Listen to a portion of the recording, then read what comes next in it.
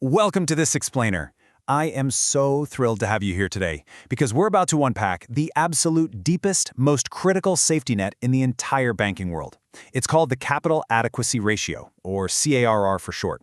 Look, if you've ever stared at a massive bank's balance sheet and wondered, what actually stops this whole house of cards from tumbling down when the economy takes a hit? Well, you are in the exact right place. We're going to break this down step by step, completely strip away the heavy financial jargon, and show you exactly how a bank's capital relates to the risk it takes. Okay, let's dive right in by asking honestly the most terrifying question you can possibly ask about any financial institution. Think about it.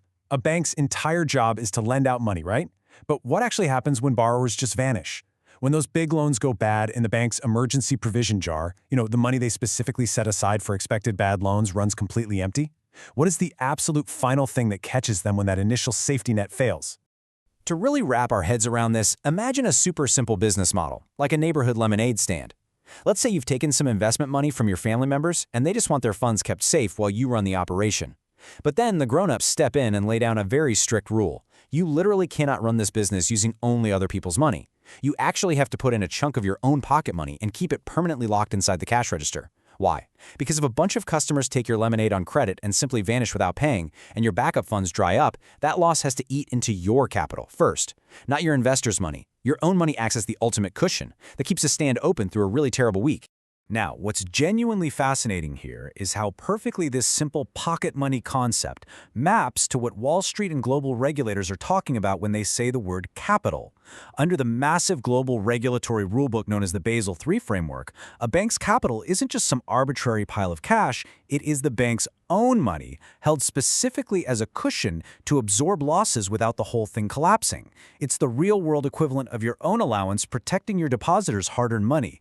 So the crucial takeaway here is that the Capital Adequacy Ratio, CRAR, is precisely this measurement in action. It literally takes the size of the bank's own core capital and divides it by its risk-weighted assets. It's a strict ratio designed to ensure a bank has enough of its own money in the game to justify the amount of risk it's taking with everyone else's money. It is, without a doubt, the ultimate mathematical test of a bank's structural integrity. But wait, it gets a little more complex because not all capital is created equal. Regulators are incredibly strict about what actually counts as this cushion, so they stack it in tiers.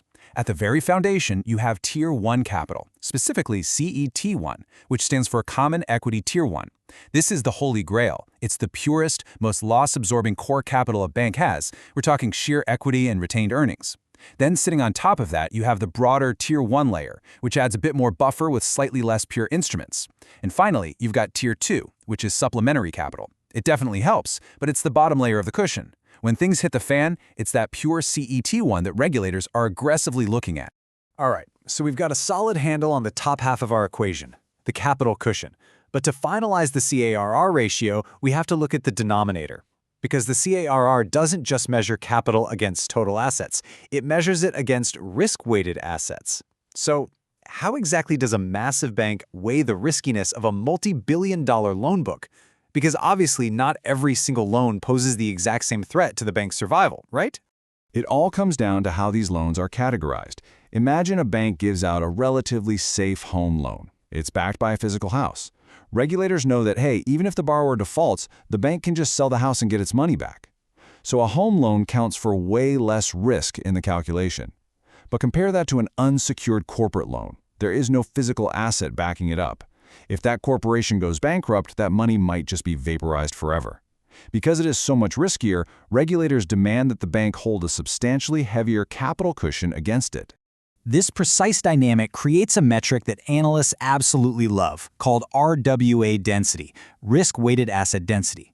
You find this by taking those risk-weighted assets and simply dividing them by the total assets. If a bank's RWA density is really low, it means they're playing it safe with secured or sovereign lending. But if a bank's RWA density is high, they are out there making much riskier bets. And the rules are crystal clear. If you're making riskier bets, you absolutely need a massive capital cushion to stay in business. So after all the complex math, the risk weighting, the tier sorting, what is the magic baseline number? Well, in India, for example, 11.5% is the absolute minimum CARR requirement under normal circumstances. If a bank's ratio of its own capital to its risk-weighted assets dips even slightly below that 11.5%, alarms literally start ringing at the central bank.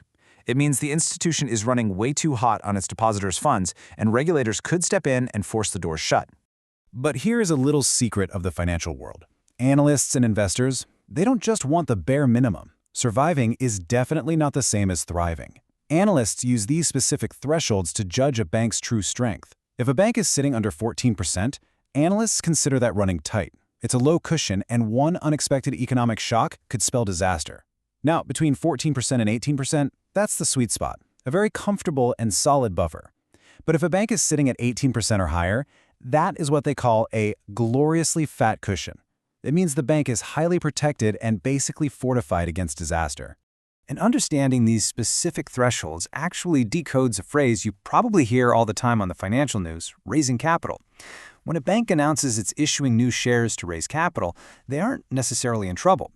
Usually, they're simply topping up this buffer. If a bank wants to grow aggressively and hand out thousands of new loans, their risk-weighted assets naturally shoot up. So to keep their CAR percentage up in that comfortable or fat cushion zone, they have to increase their own underlying equity. They're literally just raising capital to safely fund new growth while continuing to play by the rules. Let's pull this all together into the big picture of how a bank's entire machine operates. A bank gathers cheap money through cost of deposits. It earns its net interest margin, or NIM, by lending that out. It watches closely for accounts starting to wobble into SMA territory, and it sets aside PCR provisions when loans inevitably slip into non-performing assets, or NPAs. But beneath this entire incredibly complex machine of deposits and margins sits its own money, the CAR cushion. It is the foundational bedrock safety net that keeps the whole thing standing upright through a terrible week in the economy. So we have officially unpacked the absolute deepest layer of bank safety. And I really hope the mathematical reality of the capital adequacy ratio makes perfect sense to you now. But I want to leave you with this final thought. The next time you log into your banking app, or the next time you skim a financial report about the institution where you park your own hard-earned cash, you now have the tools to ask the single most important question of all. Is the bank holding your money sitting on a tight cushion or a fat one? Thank you so much for joining me for this explainer, and keep asking those right questions.